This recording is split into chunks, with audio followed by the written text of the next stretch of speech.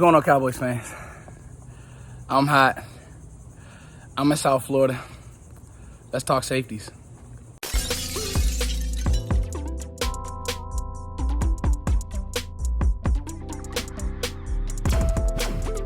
Yo, what's going on, y'all? I actually just got done running. Yes, running in the South Florida heat. What an amazing time I've had in South Florida, West Palm Beach to be exact. I'm out here with my football team. Those of you who follow me on Twitter, City Life Raptors were a competitive 12U travel team, and we came out here to play Boynton Beach Bulldogs. They have a really good team. Shout out to everybody on that staff. Actually, their quarterback's dad follows the Cowboys. Shout out, let me say this, Cowboys Nation, right? When they say we have the best fans, they really mean that, man. Like, I ran into about 5 people who were Cowboys fans in Florida. Like, and who knew me, and that was really dope. We were at Oxbridge Academy. I think that's where it is in West Palm Beach. And they were just like really just humble people. And I appreciate that, man, because like I we just got the best fans. We just got the best people who follow this channel.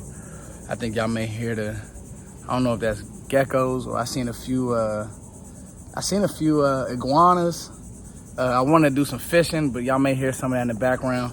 Beautiful Airbnb I'm at, swinging in this little hoop. I'm gonna go in and take a shower. I got a team meeting that I'm late for, but it is what it is because I had to get this in. I went on about a week hiatus, guys. You guys know me. One of my rules and one of the rules on this channel with Foots is that I don't fabricate. My bad, y'all. I don't fabricate topics. So it's one of those things where it's like, if there's no news in Cowboys land, that's good news. And I know that the Dak and the Eagles back and forth has been cool. But, we're at July 15th, so we're about 10 days away from camp. Right now, I just wanted to continue with the camp series, and that's what I'm going to do. And so when you look at the safety position, I just got to say, and I'm going to play some highlights here. I just got to say, before we even talk about any player and roles and responsibilities and all that type of stuff, I really want to say, as I went back and watched the games, and I've done some of those cut-ups and put them on Twitter, and I'll continue to do that for the next week and what we need to improve on, I really want to say this.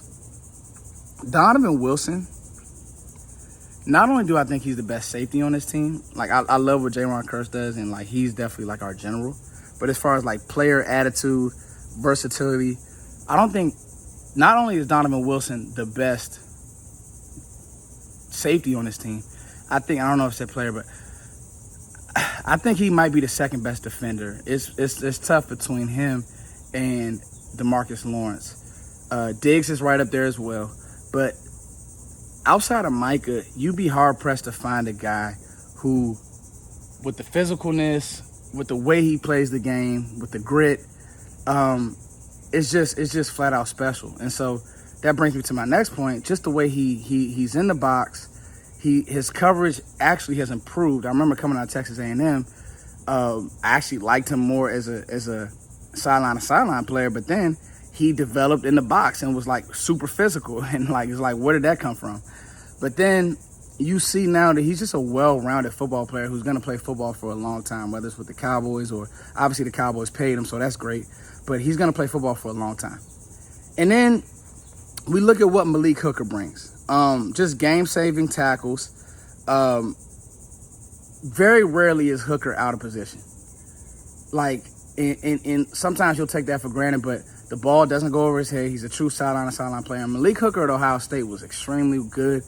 He had the injury with the Colts, comes over to Dallas, and he's been a heaven sent for us, guys. He really has. And then you look at J-Ron Curse, and it's like, you could really say that Malik Hooker and Donovan Wilson are a mesh, and that's, if you mesh those two, you would get J-Ron Curse. And so those three are locked. And so there is really no battle, to be honest with you. You could say this is one of the deepest position groups in the league. I mean, they have 3 guys that can play at that level with the position flex that they have. Some of them, like Hooker could play some nickel. J-Ron Curse could play some big nickel. But then you start looking at the young pups. Izzy, Marquise Bell. And then you start to ask yourself, like, man, this is flat out crazy. Deron Bland played some safety last year in certain looks. This is flat out crazy. So you look at Izzy Mukuamu. The length is what makes him special to me. People say he's J-Ron Curse. I'll be honest with you. I truthfully believe that Izzy moves a little bit better than J-Ron Curse. I just think that J-Ron Curse has seen more and he knows what's coming. But if you're talking about flat out movement, like hips, his twitch, his hip flexors, how he moves, how he runs to the ball, I really do believe that Izzy may move a little bit better. When I saw him being able to run sideline to sideline with Debo, obviously two South Carolina products, but when I saw him running sideline to sideline with Debo, I was like, wow, Izzy really could be like a free safety. He could also be like a corner. You know what I mean? Like he has that. And I think that, you know, if I'm looking towards the future, if you are, you know, looking towards the future, you could see where Izzy Mukuamu steps in and plays that role that J-Ron Curse has. And I don't think that anybody, from what we've seen out, I mean, this little hammock is real dope. I'm trying to get the light right. Real candid vibes. I don't think that anybody would look at that and be upset, right? So then we talk about Marquise Bell, who I think that the Cowboys have done a good job now of saying, hey, we have veterans. J-Ron Curse, Hooker are true veterans. We have now two young players with, you know, Mukuamu 2 years of experience, I think 2 or 3 years of experience, and Marquise Bell has a year of experience, and all he's going to do is continue to get better. And then you have the young stud, young middle-aged stud in Donovan Wilson.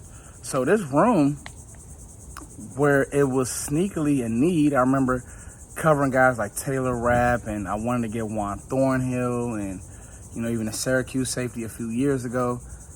Dallas has, dare I say, caught on with the trend of not needing to draft a safety because, not saying not draft safety, but draft a safety high, mixed with getting in and bringing in good veterans to play their scheme. Dan Quinn obviously helps. And then getting lucky with a guy who developed in Izzy Mukuamu, who has that position flex, who, if you do move on from J-Ron Curse, you have a guy, Mukuamu, who could step in and do some good things. So for me, honestly, guys, this is more of a preview than any battles because I think that the positions are set. The only thing that I would say is, and I'll leave it on this note, I think that Izzy Mukuamu is going to eventually step in for J-Ron Curse. I know J-Ron is really good. I know that he's very vocal. I love the player, but it's just the nature of the league. If there was something that, if there was a bold statement, I think that Izzy Mukuamu is going to be your safety of the future. And I think the Cowboys probably will end up moving on from J-Ron Curse because I think that Izzy has shown that he is a good player and that he's just going to continue to get better. All right, it's your boy Foots. We're almost a little over a week away from the Cowboys being at Trump, getting to camp, getting the team, getting to camp, and being there and playing good football and getting better. The good thing about this offseason is you haven't heard anything. Like, that's always good news. It's your boy Foots as always. Thank you guys for liking, sharing, and subscribing. Peace.